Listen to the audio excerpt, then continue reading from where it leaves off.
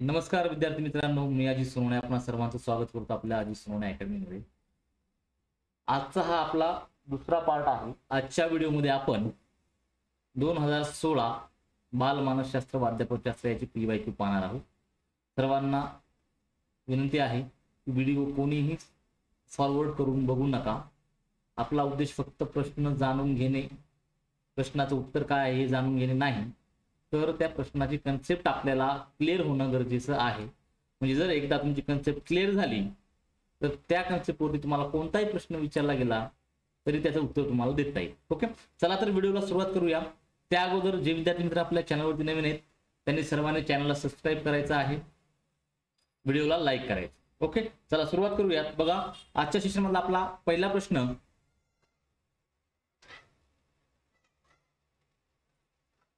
मंद अध्ययनार्थ्यासाठी अध्यापन करताना शिक्षकांनी पुढीलपैकी कोणत्या गोष्टीचा विचार करावा?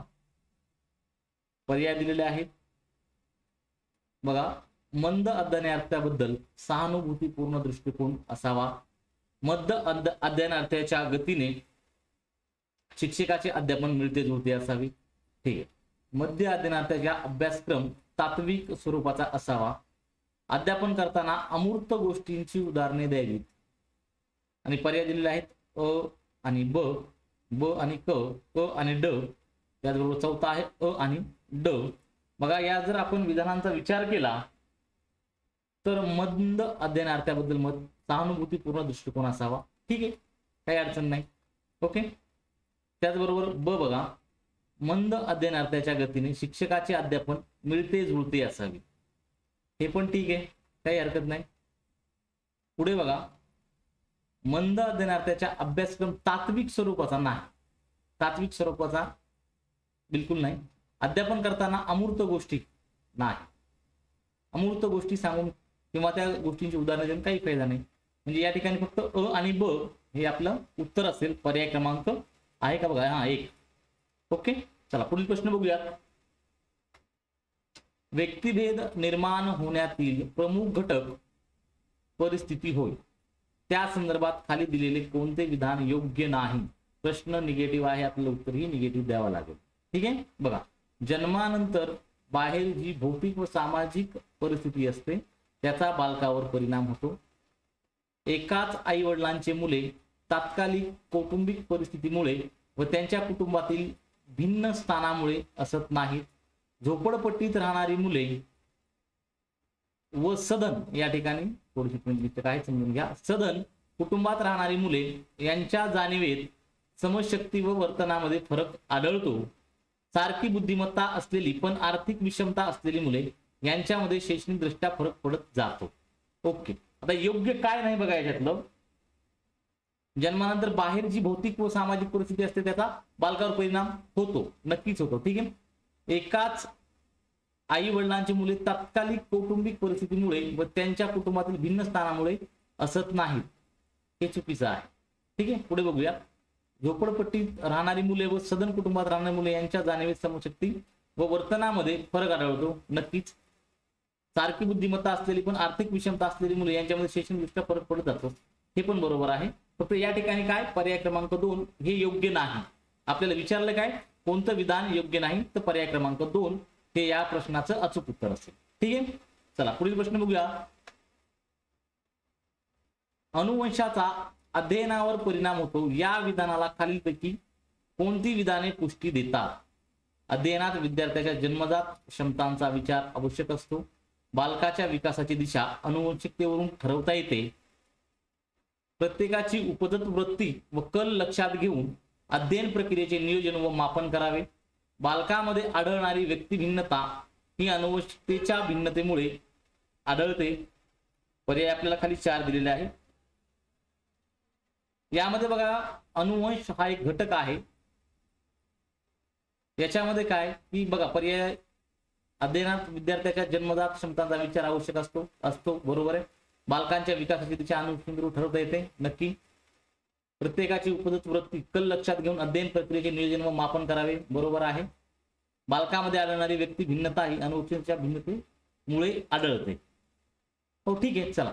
या ठिकाणी बघा आपल्याला अ ब क ड, ओके, पर्याय क्रमांक 4 हे या प्रश्नाचं अचूक उत्तर होईल. ठीक आहे. कोणाला काही कन्फ्युजन असेल, काही प्रॉब्लेम असतील तर त्यांनी कमेंट करा. ठीक आहे. आणि ही पीडीएफ मी जशाच्या तशी आपल्या टेलिग्राम चॅनलवरती टाकत आहे. त्यासाठी सर्वांनी टेलिग्राम चॅनल जॉईन करा, त्याची लिंक खाली देतो मी. ठीक आहे. चला पुढे बघूया. अभ्यासक्रम नियोजन, सूचना व कृती आणि मूल्यमापन या 4 टप्प्यातून केली जाणारी कृती म्हणजे अध्यापन असे मत खालीलपैकी कोणत्या शिक्षण तज्ञांनी मांडले? शेफलर, गेज, डंकन, स्किनर. हे या प्रश्नाचं अचूक उत्तर आहे विद्यार्थी मित्रांनो, पर्याय क्रमांक 3 डंकन. हे लक्षात ठेवायचं, प्रश्न परीक्षेला रिपीट होऊ शकतो.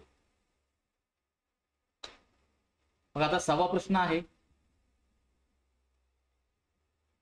खाली दिलेल्या मानसशास्त्रज्ञांची नावे व त्यांनी दिलेल्या बुद्धिमत्तेच्या व्याख्या यांच्या जोड्याचा पर्याय कोणता बरोबर आहे? ठीक आहे. मग या ठिकाणी व्याख्या दिल्यात, या ठिकाणी मानसशास्त्रज्ञ दिलेले आहेत.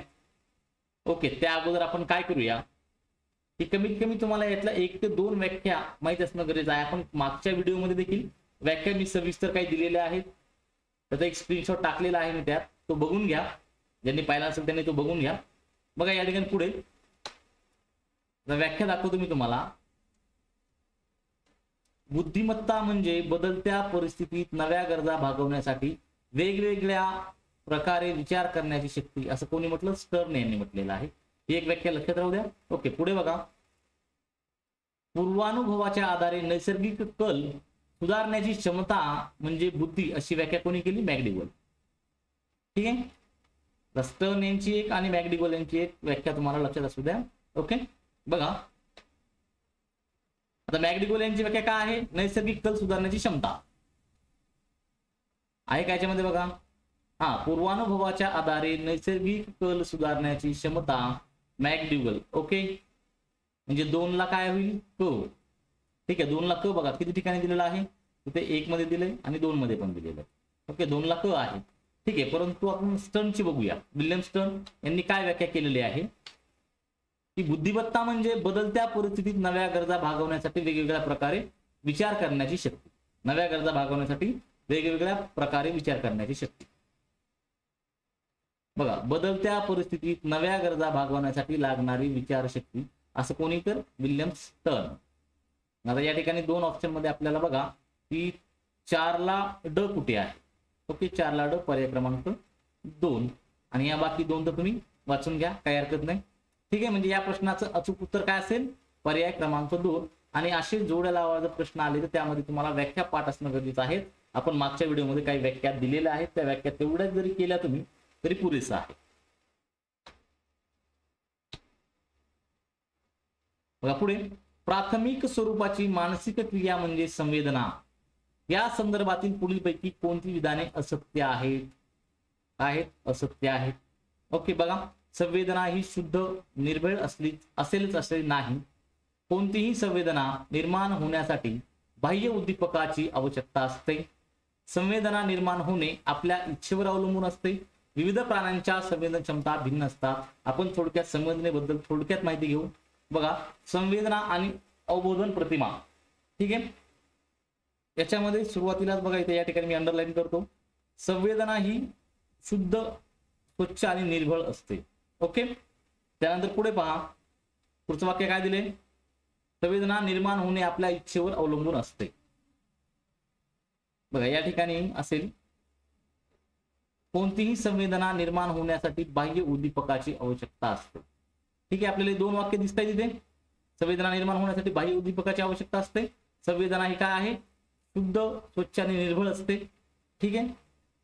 पुढे बघा, संवेदन क्षमता ही ज्ञानेंद्रियाच्या क्षमतेवर अवलंबून असते. तर हे 3 वाक्यावरून तुम्हाला क्लिअर समजेल. हे 3 वाक्य त्याच्यामध्ये आहे. बघा काय आहे? संवेदना ही शुद्ध, निर्भळ असेलच असे नाही. कोणतीही संवेदना निर्माण होण्यासाठी बाह्य उद्दीपकाची आवश्यकता असते. या ठिकाणी काय म्हणते बघा, संवेदना निर्माण होण्यासाठी बाह्य उद्दीपकाची आवश्यकता असते. ठीक आहे. संवेदना निर्माण होणे आपल्या इच्छेवर अवलंबून असते. तर संवेदना ही ज्ञानेंद्रियाच्या क्षमतेवर अवलंबून असते, हे लक्षात ठेवा. ठीक आहे. चला मग या प्रश्नाचं अचूक उत्तर काय होईल? संवेदना ही शुद्ध, निर्भळ असे नाही, ठीक आहे, एक अ. त्याचबरोबर आणखी काय येईल, कोणतीही संवेदना निर्माणासाठी बाह्य उद्दीपकाची आवश्यकता, याची काही आवश्यकता नाही, चूक आहे. ओके, संवेदना निर्माण होणे आपल्या इच्छेवर अवलंबून असते. नाही, संवेदना निर्माण होणे आपल्या इच्छेवर अवलंबून असते. ठीक आहे, कुठे गेलं, संवेदना ही ज्ञानेंद्रियाच्या क्षमतेवर अवलंबून असते आणि संवेदना निर्माण होण्यासाठी बाह्य उद्दीपकाची आवश्यकता असते. आपल्याला प्रश्न काय विचारलाय, असत्य आहेत. संवेदना ही शुद्ध व निर्भळ असतेच. ओके, आणि संवेदना निर्माण होणे आपल्या इच्छेवर अवलंबून असते. हे दोन उदविधानं जे आहेत ते काय आहेत, असत्य आहेत. हे दोन्ही काय आहेत, बरोबर आहेत, लक्षात ठेवा. ठीक आहे, म्हणून या प्रश्नाचं अचूक उत्तर होईल अ आणि क. आहे का पर्यायामध्ये, ओके आहे. पर्याय क्रमांक 3. तुम्हाला वाटेल तर तुम्ही स्क्रीनशॉट काढून घ्या. ओके, नाहीतर मग ही पीडीएफ मी काय करतो, आपल्या टेलिग्राम चॅनलवरती टाकतो. ओके, चला वेळ नको वाया घालवायला. बघा पुढे, खाली दिलेल्या विधानापैकी विस्मरणाबाबत कोणते विधान असत्य आहे. प्रश्न निगेटिव्ह आहे, लक्षात ठेवा. जसा काळ पुढे जातो तसे पूर्वीच्या गोष्टी विस्मरणात जातात. पठनानंतर ज्या क्रिया घडतात त्याचा विस्मरणावर परिणाम होत नाही. झोप, दमन तसेच अनुभवाच्या ठरायांचा उपयोग न करणे यामुळे विस्मरण होते. पुरोगामी व प्रतिगामी निरोधन हे विस्मरणाचे कारण आहे. बघा, विस्मरणाबद्दल थोडक्यात माहिती घेऊ. विस्मरणाची कारणे पुढील प्रमाणे आहेत. जसजसा काळ पुढे जातो तसतशा पूर्वीच्या गोष्टी आपण विसरतो. हा काळ हा दुःख विसरण्यास मदत करणारा घटक आहे. हे अगदी बरोबर आहे. ओके, पठन केल्यानंतर ज्या क्रिया घडतात त्यांचा विस्मरणावर परिणाम होतो. या ठिकाणी काय म्हटलंय बघा, असत्य काढायचंय आपल्याला. काय, की पठनानंतर ज्या क्रिया घडतात त्यांचा विस्मरणावर परिणाम होत नाही. परिणाम या ठिकाणी काय म्हटलेलं आहे, परिणाम होतो. म्हणजे या ठिकाणी 2 हे काय असेल, चुकीचं असेल. ठीक आहे, चला पुढील प्रश्न बघूयात.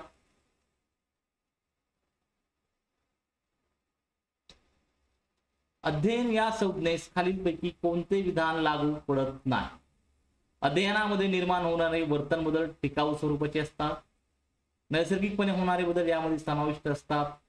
विशिष्ट हेतूने प्रेरित होऊन काही क्रियांमार्फत अनुभव कृतीद्वारे वर्तनात बदल घडवून आणता येतो. अध्ययन हे प्रयत्नपूर्वक घडत असते. याच्यामध्ये काय की लागू पडत नाही, म्हणजे असत्य कोणतं आहे. तर या ठिकाणी बघा, अध्ययनामध्ये होणारे वर्तन बदल टिकाऊ स्वरूपाचे असतात, बरोबर आहे. त्याचबरोबर नैसर्गिकपणे होणारे बदल यामध्ये समाविष्ट असतात, नाही असं नाही. नैसर्गिकपणे होणारे बदल अध्ययनामध्ये कसे येतील. ओके, म्हणजे या प्रश्नाचं अचूक उत्तर असेल पर्याय क्रमांक 2. ओके, कोणाला काही अडचण असेल, प्रश्नामध्ये कन्फ्युजन असेल तर कमेंट करा. काही विषय नाही, खाली मला वाटलं तर व्हॉट्सअप नंबर देतो मी लिंक मध्ये. जर कोणाला काही अडचण वाटत असेल, सर प्रश्न चुकीचा आहे किंवा त्याच्यामध्ये काही संदिग्धता आहे तर मला कॉन्टॅक्ट करा, काय अडचण. ठीक आहे, पुढील प्रश्न बघा. खाली दिलेल्या समस्यापैकी कोणती समस्या स्वमग्न मुलांची समस्या नाही. स्वमग्न मुलांना कोणताही बदल आवडत नाही. स्वमग्न मुलांना संप्रेषण कौशल्यात अडचणी येतात. मुलांच्या हालचाली नियंत्रित असतात. स्वमग्न मुले स्वतःला इजा होण्याची भीती बाळगत नाहीत. आता ही समस्या नाही असं विचारलंय आपल्याला. एक लक्षात ठेवा, स्वमग्न मुलांना कोणतेही बदल आवडत नाही. बदल तर आवडतात किंवा, ठीक आहे. स्वमग्न मुलांना संप्रेषण कौशल्यात अडचणी येतात, ठीक आहे, काही हरकत नाही. स्वमग्न मुलांच्या हालचाली नियंत्रित असतात, हालचाली नियंत्रित नसतात, हे चुकीचं आहे. ओके, म्हणजे समस्या नाही, कोणती नाही तर 3 नंबरची समस्या नाही, पर्याय क्रमांक 3. लक्षात ठेवा, स्वमग्न मुले स्वतःला इजा होण्याची भीती बाळगत नाही. ठीक आहे, ओके, लक्षात ठेवा, याचं उत्तर असेल पर्याय क्रमांक 3. पुढे बघा, पूर्वानुभवाच्या विविध अंगाने मनातल्या मनात जुळवाजुळव करणे म्हणजे विचार होय, असे मत खालीलपैकी कोणत्या मानसशास्त्रज्ञाने मांडले. आणि मला वाटतं आपण मागच्या व्हिडिओमध्ये हा प्रश्न घेतला होता, म्हणजे ती आपली होती 2021 ची प्रश्नपत्रिका, ती आहे 2016 ची. म्हणजे यावरून आपल्याला लक्षात येतं काय की प्रश्न तेच, फक्त काय थोडेसे फिरून विचारले जातात. प्रश्न रिपीट होतात, कन्सेप्ट त्याच आहेत, त्यामुळे कन्सेप्ट अगोदर क्लिअर करा.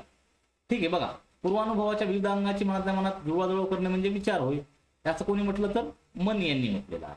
ठीक आहे,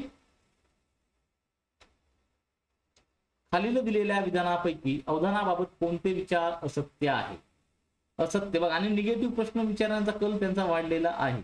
ओके, म्हणजे या ठिकाणी प्रश्न वाचताना थोडासा काळजीपूर्वक वाचायचा, असत्य म्हणा किंवा नाही. ओके, जर प्रश्न जर तुमचा निगेटिव्ह असेल तुमचं उत्तरही निगेटिव्ह येणं त्या ठिकाणी गरजेचं आहे. बघा, अवधान ही एक निवड प्रक्रिया आहे. अवधानामुळे ज्ञानग्रहण व आकलन होते. एका वेळी एकापेक्षा अधिक गोष्टीवर अवधान केंद्रित करता येते. अवधान जसे बाह्य गोष्टीवर एकाग्र होते तसे आंतरिक बाबीवरही होते. आता या ठिकाणी असत्य काय असेल सांगा बरं. अवधान ही एक निवडक प्रक्रिया आहे. ठीक आहे, चलो बरोबर आहे.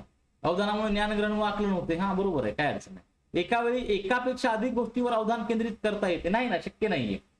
एका वेळी एकापेक्षा अधिक गोष्टीवर अवधान केंद्रित करता नाही येणार आपल्याला. ओके, म्हणजे अवधानाबाबतची ही काय असेल, असत्य गोष्ट आहे. पर्याय क्रमांक 3 हे या प्रश्नाचं अचूक उत्तर होईल. कारण काय, आपल्याला पुढचा पर्याय वाचण्याची गरज नाही. एका वेळी एकापेक्षा अधिक गोष्टीवर अवधान केंद्रित करता येणार आहे का, नाही. ठीक आहे, चला पुढील प्रश्न बघूया. खाली दिलेल्या विधानापैकी कोणते विधान प्रेरणेचे वैशिष्ट्य नाही. ओके, बघा, अगोदरचे पर्याय वाचून घेऊ, नंतर आपल्याकडे आहे पीडीएफ आहे त्याच्यामध्ये बघूया आपण.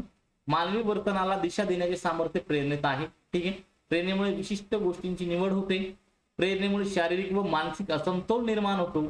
वर्तन पूर्ण होईपर्यंत प्रेरणा कार्यरत असते. ठीक आहे, बघा, आता प्रेरणेचे वैशिष्ट्य मी या ठिकाणी दिलेत. मानवी वर्तनाला दिशा देण्याचे सामर्थ्य काय आहे, प्रेरणेत आहे. ओके, त्याचबरोबर पुढे बघा, प्रेरणेमुळे विशिष्ट गोष्टीची निवड होते. अगदी बरोबर. प्रेरणेत सातत्य असते. वर्तन पूर्ण होईपर्यंत प्रेरणा कार्यरत असते. प्रेरणेमुळे शारीरिक व मानसिक समतोल साधला जातो. काय म्हणते, प्रेरणेमुळे शारीरिक व मानसिक समतोल साधला जातो. ठीक आहे, बघा, मानवी वर्तनाला दिशा देण्याचे सामर्थ्य प्रेरणेत आहे. वैशिष्ट्य नाही, निगेटिव्ह प्रश्न आहे. ओके, हे बरोबर आहे.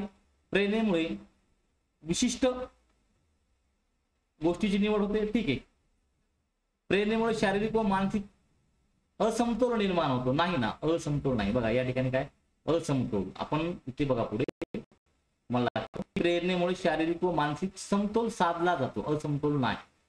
ठीक आहे, म्हणून या प्रश्नाचं अचूक उत्तर असेल. वैशिष्ट्य नाही म्हटलं तर पर्याय क्रमांक 3 हे या प्रश्नाचं अचूक उत्तर असेल. ठीक आहे, वर्तन पूर्ण होईपर्यंत प्रेरणा कार्यरत असते. बरोबर आहे. याचं उत्तर काय असेल, पर्याय क्रमांक 3. प्रेरणेमुळे शारीरिक व मानसिक असमतोल निर्माण होतो. तर तसं काही नाही, प्रेरणेमुळे शारीरिक व मानसिक समतोल साधला जातो. ठीक आहे, पुढे प्रश्न बघा. थोडस या ठिकाणी थोडा फोन छोटा आहे, लक्षात घ्या.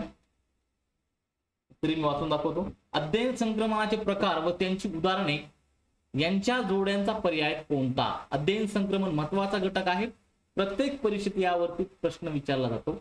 धन संक्रमण, ऋण संक्रमण, शून्य संक्रमण. ओके, लक्षात ठेवा की याच्यामध्ये अध्ययन संक्रमणाचे प्रकार 3 आहेत.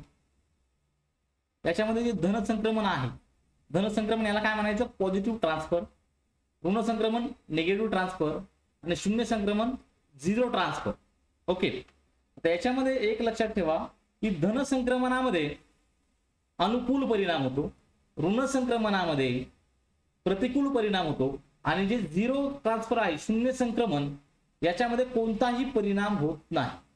याचं 3 प्रकारचं काय आहे, संक्रमण आहे. आता धन संक्रमणाबद्दल जर आपण माहिती घ्यायची म्हटलं, पॉझिटिव्ह ट्रान्सफर म्हणजे थोडक्यात काय, समजा एखादा विद्यार्थी आहे, ओके, आणि त्याला समजा सायकल चालवता आली किंवा सायकल वरून त्याला तोल सांभाळता आला, तर त्याला मोटरसायकल किंवा गाडी चालवायला, स्कूटर चालवायला प्रॉब्लेम येत नाही, तो सांभाळायची त्याला शिकतो. म्हणजेच काय, या ठिकाणी काय पॉझिटिव्ह ट्रान्सफर झालेला आहे, धन संक्रमण. ओके, काय की त्याला सायकल चालवता येते, म्हणजे ती कला त्याला कुठे अवगत होते, तर मोटरसायकल चालवण्यासाठी.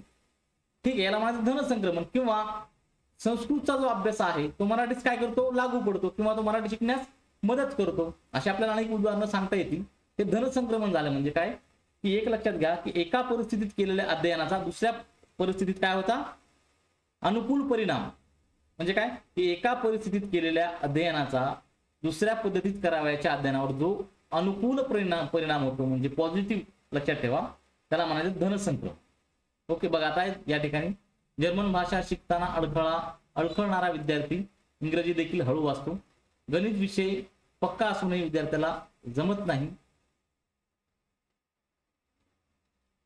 या ठिकाणी थोडासा पर्यायामध्ये काहीतरी मला वाटतं मिस्टेक झाली आहे. 2 नंबरच्या बघा बरं, गणित विषय पक्का असूनही विद्यार्थ्याला जमत नाही म्हणजे काय, हे असेल ते काय, दैनंदिन व्यवहार विद्यार्थ्याला जमत नसेल. काय गणित विषय पक्का असून त्याला काय होणार आहे, दैनंदिन व्यवहार जमत नसणार आहे. ठीक आहे.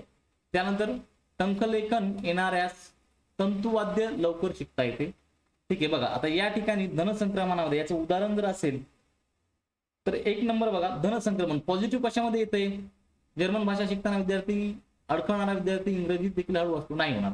गणित विषय पक्का असूनही विद्यार्थ्याला काय दैनंदिन व्यवहार जमत नाही, हेही नाहीये. ओके. टंकलेखन येणारच तंतुवाद्य लवकर शिकता येते. ओके. एकचं काय असेल, हो बघा या ठिकाणी दिलेलं आहे का पर्यायामध्ये, ओके दिलेलं आहे. पर्याय क्रमांक 2 बघा, 1 ला काय दिले, क दिले, 2 ला काय दिले, ऋण संक्रमण बघा अ. बघा मी काय सांगितलं होतं, ऋण संक्रमण म्हणजेच काय, निगेटिव्ह ट्रान्सफर. याच्यामध्ये काय होतं, एका परिस्थितीत केलेल्या अध्ययनाचा दुसऱ्या परिस्थितीत करावयाच्या अध्ययनावर काय होतो, विपरीत परिणाम झाला का. जर्मन भाषा शिकताना अडखळणारा विद्यार्थी इंग्रजी देखील हळू वाचतो. ओके. आता या ठिकाणी तिसरं बघा काय दिलेलं आहे, झिरो ट्रान्सफर, शून्य संक्रमण. याच्यामध्ये काय की याच्यामध्ये कोणताही परिणाम होत नाही, कोणताही म्हणजे पॉझिटिव्ह होत नाही, निगेटिव्ह होत नाही. म्हणजे काय होईल, गणित विषयाचा बघा शून्य संक्रमण ब असेल याचं उत्तर. ठीक आहे. गणित विषय पक्का असूनही विद्यार्थ्याला दैनंदिन व्यवहार जमत नाही. ओके. म्हणून या प्रश्नाचं अचूक उत्तर आहे विद्यार्थी मित्रांनो पर्याय क्रमांक 2. आणि ही कन्सेप्ट लक्षात ठेवा, संक्रमणावरती एक प्रश्न हमखास विचारला जातो. ओके. चला बघूया पुढील प्रश्न. अध्यापन प्रतिमान स्वरूपाबाबत खाली दिलेल्या विधानापैकी कोणते विधान योग्य आहे, योग्य विचारले. आता अध्यापन प्रतिमान म्हणजे वर्गात अध्यापनासाठी मार्गदर्शन करणारा आराखडा होय. अध्यापन प्रतिमान म्हणजे अन्य परिस्थितीत अध्यापनासाठी मार्गदर्शन करणारा आराखडा होय. अध्यापन प्रतिमान वापरताना साचेबंदपणा असावा लागतो.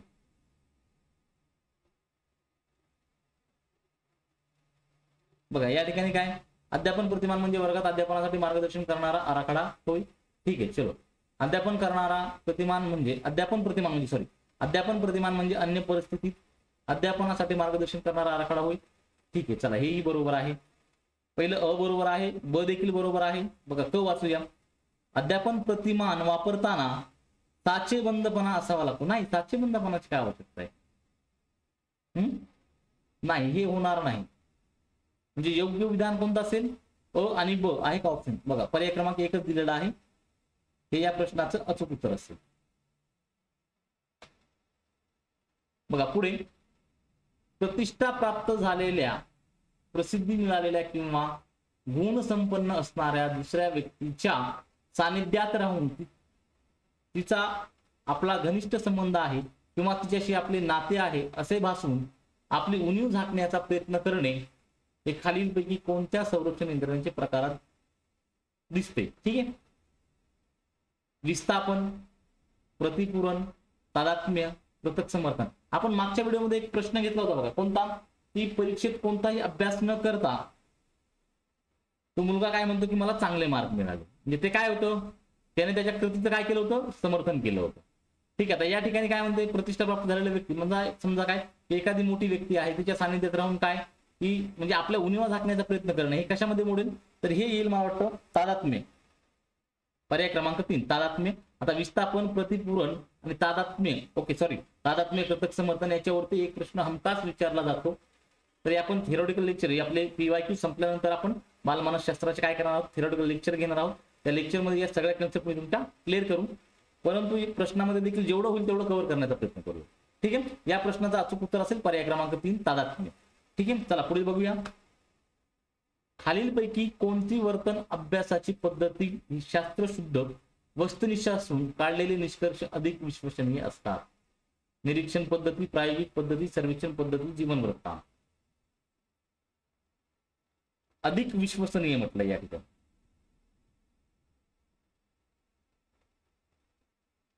खालीलपैकी कोणती वर्तन अभ्यासाची पद्धती ही शास्त्रशुद्ध वस्तुनिष्ठ असून काढलेले निष्कर्ष अधिक विश्वसनीय असतात. निरीक्षण पद्धती नाही, प्रायोगिक पद्धती ओके, सर्वेक्षण पद्धती पण नाहीये, जीवन वृत्तांत पण नाहीये.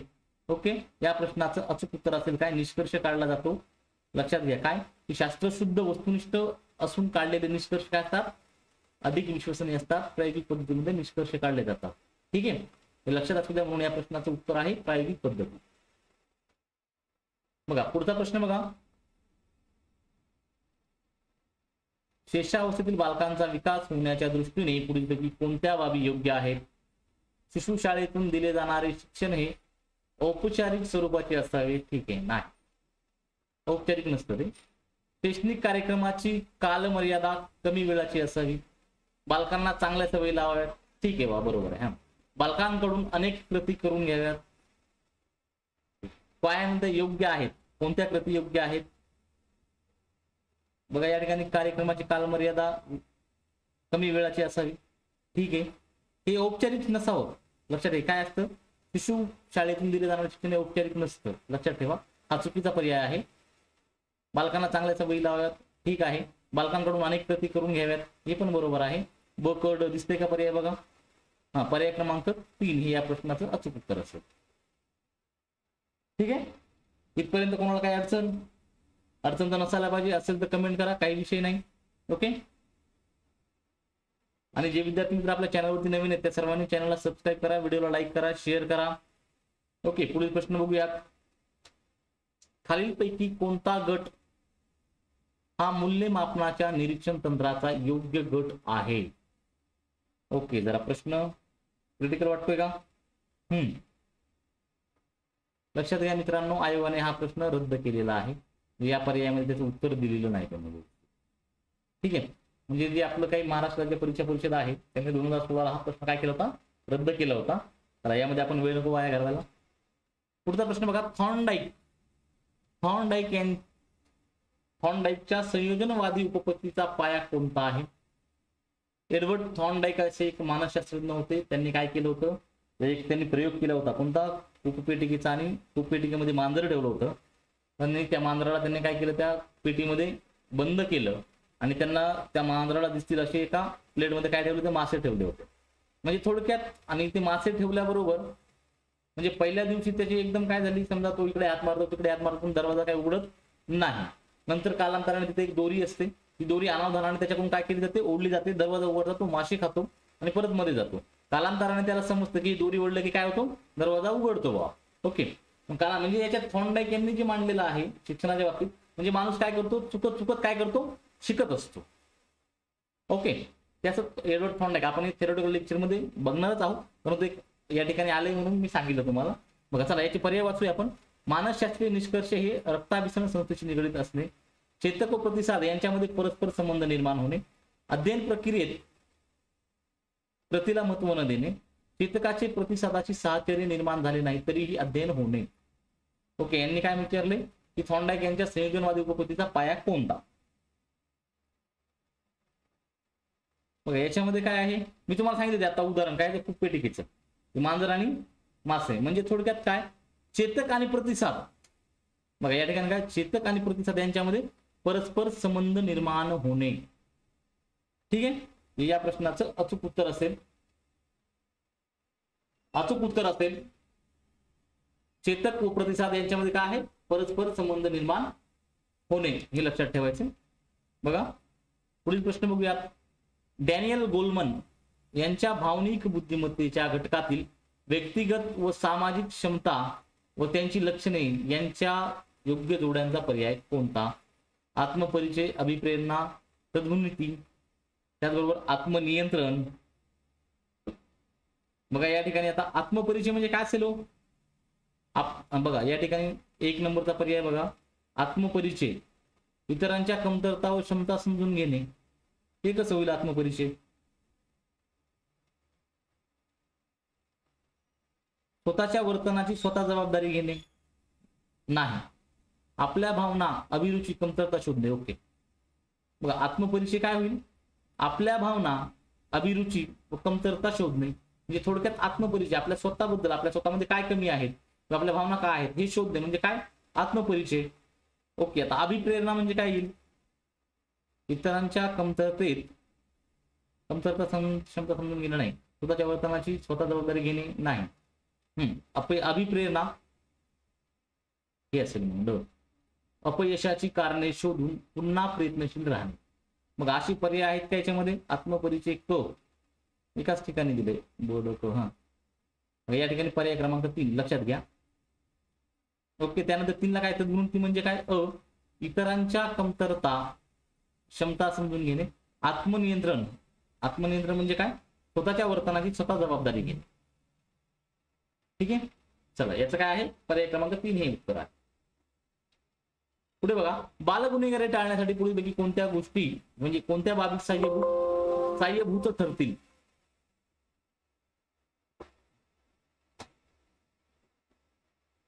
कौटुंबिक स्वास्थ्य असणे, संघर्ष व दमन यांचा मानसिक झगडा टाळणे, मुलांना कठोर शासन करणे, नंतर ड इथून होते सुरू, लैंगिक भ्रष्टाचार व अनैतिकता टाळणे सहाय्यभूत ठरतील. कौटुंबिक शास्त्र असणे, स्वास्थ्य असणे ठीक आहे. मुलांना संघर्ष व दमन यांचा सामाजिक झगडा टाळणे नाही, हे नाही होणार. मुलांना कठोर शासन करणे ठीक आहे, एक वेळ ही मान्य करू आपण. लैंगिक भ्रष्टाचार व अनैतिकता टाळणे ठीक आहे. चलो हे पण बरोबर आहे. या प्रश्नाचं अचूक उत्तर होईल, एक मिनिट, कौटुंबिक स्वास्थ्य असणे ठीक आहे. संघर्ष व दमन यांचा मानसिक झगडा टाळणे हा ठीक आहे. चला हे असेल. कठोर शासन करायचं नाही. लक्षात ठेवा, कोणतीही एक्झाम तुमच्या टीईटी असेल, सीपीटी असेल, कोणतीही एक्झाम असेल तर ती बालकेंद्रित उत्तर देण्याचा, विद्यार्थ्यांच्या बाजूने उत्तर देण्याचा प्रयत्न करायचा. कधीही लक्षात ठेवा, मुलांना कठोर शासन करायचं नाही, त्यांना व्याख्या वगैरे किंवा पाठांतर करायला लावायचं नाही. म्हणजे आता प्रत्यक्षात नाही सांगते मी तुम्हाला, जर तसे पर्याय आले की कठोर शासन करणे, व्याख्या पाठ करायला लावणे, ओके, किंवा म्हणजे थोडक्यात काय की विद्यार्थी केंद्रित असलं पाहिजे, विद्यार्थ्यांच्या बाजूने पॉझिटिव्ह विचार करणारं वाक्य पाहिजे. म्हणजे या ठिकाणी बघा काय होईल, क कट होईल, मुलांना कठोर शासन करू नये, अ ब आणि ड ठीक आहे. मग आहे का पर्याय? अ ब ड पर्याय क्रमांक 2 इथे पण आहे. अ ब क नाही, क नाही, मुलांना कठोर शासन नाही पाहिजे. ओके, या ठिकाणी पण आहे. म्हणजे पर्याय क्रमांक 2 हे या प्रश्नाचं अगदी योग्य उत्तर होईल. ठीक आहे. चला पुढचा प्रश्न बघूया. खालीलपैकी कोणत्या व्याख्या समायोजनाच्या आहेत? समायोजन परिस्थितीला तोंड देण्यासाठी अधिक संरचनात्मक पवित्रा घेणे ठीक आहे.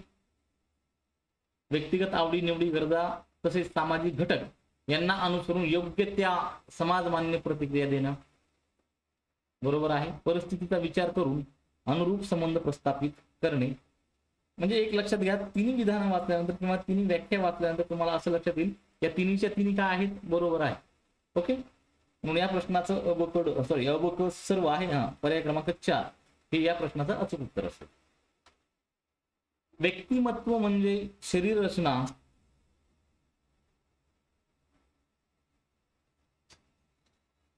वर्तन विशेष, अभिरुची, अभिवृत्ती, कृती क्षमता, कर्तृत्व आणि कला विशेष यांची वैशिष्ट्यपूर्ण गुंफण होय. अशी व्याख्या खालीलपैकी कोणत्या मानसशास्त्रज्ञाने केली? लक्षात ठेवा, नॉर्मन एलमन हे या प्रश्नाचं अचूक उत्तर आहे. व्याख्या पाठ करा, वाटेल तर स्क्रीनशॉट काढून घ्या. प्रश्न रिपीट झालेला आहे परीक्षेला, कदाचित येणाऱ्या परीक्षेमध्ये विचारला जाईल. एडवर्ड थॉर्नडाईक यांच्या बुद्धिमापनाच्या बहुघटक उपपत्तीवर आधारित कसोटी खालीलपैकी कोणत्या घटकांनी तयार झाली आहे? हा प्रश्न महाराष्ट्र राज्य परीक्षा परिषदेने महाटीईटीने रद्द केलेला होता. लक्षात घ्या, कारण याचं उत्तर योग्य नव्हतं दिलेलं त्यांनी, कारण पर्याय चुकीचे दिले होते. ठीक आहे. पुढचा प्रश्न बघूयात. अध्ययन उपपत्तीचा ज्ञानात्मक अध्ययन उपपत्ती या वर्गात खालीलपैकी कोणत्या उपपत्तीचा समावेश होत नाही? आणि या उपपत्तीचा मी तुम्हाला मागच्या व्हिडिओमध्ये स्क्रीनशॉट दाखवला होता. सर्व उपपत्त्या त्याच्यामध्ये आहेत. ज्या विद्यार्थ्यांनी पाहिलं नसेल त्यांनी एकदा बघून घ्या.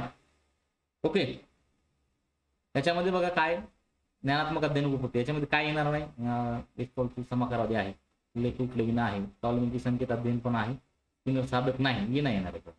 ओके, तो स्क्रीनशॉट तुम्ही काय करा, बघून घ्या. मागच्या व्हिडिओमध्येच आहे, वाटेल तर आपल्या टेलिग्राम मध्ये टाकून देतो. ठीक आहे.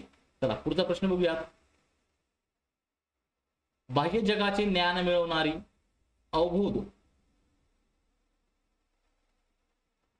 या ठिकाणी थोडीशी प्रिंट मिस्टेक लक्षात ठेवा. बाह्य जगाचे ज्ञान मिळवणारी अवबोध आहे. अवबोध ही मूलभूत मानसिक प्रक्रिया आहे. अध्ययनार्थ्याला बाह्य जगाचे ज्ञान मिळावे म्हणून प्रशिक्षकांची पुढीलपैकी कोणती बाब टाळावी. आता बाब टाळावी म्हटलं की लक्षात ठेवायचं काय की विद्यार्थ्याच्या निगडीत किंवा विद्यार्थ्यांच्या हिताचा आपल्याला या ठिकाणी विचार करायचा. या ठिकाणी शिक्षकाला पहिलं प्राधान्य द्यायचं नाही. पहिलं प्राधान्य कोणाला द्यायचे? अध्ययनार्थ्याला. ठीक आहे, बघा त्याच्यामध्ये काय कोणती बाब टाळावी. अध्ययनार्थ्याला विविध अनुभव घेऊ द्यावेत. ओके, बरोबर आहे. पूर्वग्रहामुळे चुकीचा बोध असेल तर तो तसा होऊ नये यासाठी खास खबरदारी घ्यावी. नक्की. आकृती व पार्श्वभूमीला महत्व देऊ नये. अवबोधन रचनेला महत्व द्यावे. बघा या ठिकाणी हे पण बरोबर होईल. आकृती व पार्श्वभूमी नाही हे चुकीचं होईल. पर्याय क्रमांक 3 हे या प्रश्नाचं काय होईल? अचूक उत्तर होईल. आकृती व पार्श्वभूमीला महत्व देऊ नये.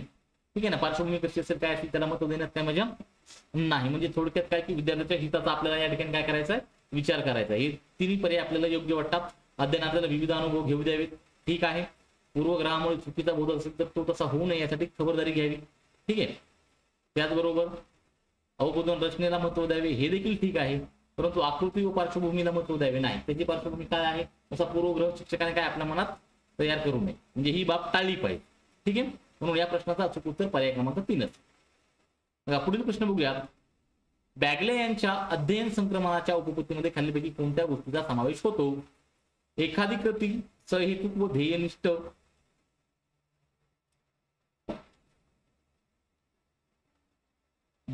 दृष्टीने केली तर तिच्यातील संक्रमण मूल्य वाढते. एखादी कृती सहेतुक ठीक आहे ना चांगल्या उद्देशाने केलेली आहे. ध्येयनिष्ठ दृष्टीने केली तर तिच्या संक्रमण मूल्य वाढते. हे अगदी बरोबर आहे. काही प्रॉब्लेम नाही. आपली ध्येयनिष्ठा व हेतू किती प्रामाणिक आहेत यावर संक्रमण मूल्य अवलंबून असते. बरोबर आहे. विचार व दृष्टिकोन संकुचित नसतील तर नवीन विचार सहेतुकपणे आत्मसात करता येतात. बरोबर आहे. माझ्या मते तर मला वाटतं हे तीन जे आहेत हे तिन्ही बरोबर असावे. पर्याय क्रमांक 4 हे या प्रश्नाचं अचूक उत्तर आहे. ठीक आहे. बघा पुढील प्रश्न बघूया. खालीलपैकी कोणते उदाहरण शिक्षक प्रधान अध्यापन पद्धतीचे आहे? शिक्षण पद्धतीमध्ये अध्यापन पद्धतीमध्ये आपण या अध्यापन पद्धती उपपत्ती या सर्व काय करणार आहोत? अभ्यासणार आहोत. ठीक आहे. बघा शिक्षण प्रधान अध्यापन पद्धतीचे आहे. उदाहरण बघा. शिंदे सरांनी चित्रपट वरदान की शाप म्हणजे चित्रपट वरदान आहे की शाप आहे या विषयावर चर्चा घ्याव्यास लावली. ठीक आहे, चला काही हरकत नाही. बरोबर आहे. गोगटेबाईंनी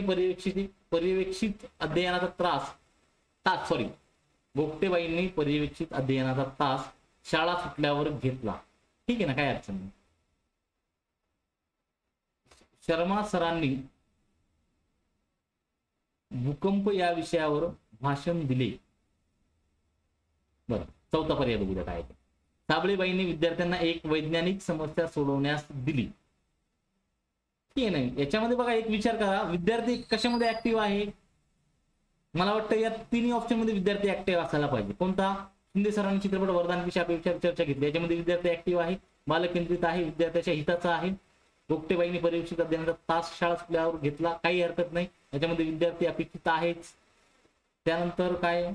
साबळेबाईंनी विद्यार्थ्यांना एक वैज्ञानिक समस्या सोडवण्यास दिली. ठीक आहे, विद्यार्थी याच्यामध्ये पण ऍक्टिव्ह आहे. ठीक आहे. परंतु काय? शर्मा सरांनी भूकंप या विषयावर भाषण दिले. आता शर्मा सर एकटेच भाषण देत आहेत. ओके, म्हणजे याच्यामध्ये काय ऍक्टिव्हनेस दिसत नाही. म्हणजे थोडक्यात काय? शिक्षक प्रधान अध्यापन पद्धती म्हणजे काय? फक्त याच्यामध्ये ऍक्टिव्ह कोण? एकटा शिक्षक आहे. ओके, म्हणजे थोडक्यात काय? शिक्षण प्रधान अध्यापन पद्धती. आपण अध्यापन पद्धती आपण नंतर शिकणारच आहोत. ठीक आहे. परंतु या प्रश्नाचं अचूक उत्तर असेल पर्याय क्रमांक 3 शर्मा सरांनी भूकंप या विषयावर भाषण दिले. ठीक आहे. चला पुढे बघूयात. खाली दिलेल्या विकास विषयीच्या विधानामध्ये कोणते विधान असत्य आहे? व्यक्ती आणि वातावरण यात आंतरक्रिया होते व त्यामुळे विकास घडून येतो. प्रगतीच्या स्वरूपात बदल होण्याच्या क्रियेला विकास संबोधतात. गुणधर्मात होणाऱ्या बदलांची जाणीव करून देणारा विकास असतो. वाढ ही विकासाच्या तुलनेत बॅकअप संकल्पना आहे. आता या ठिकाणी आपल्याला असत्य विधान शोधायला सांगितलेलं आहे.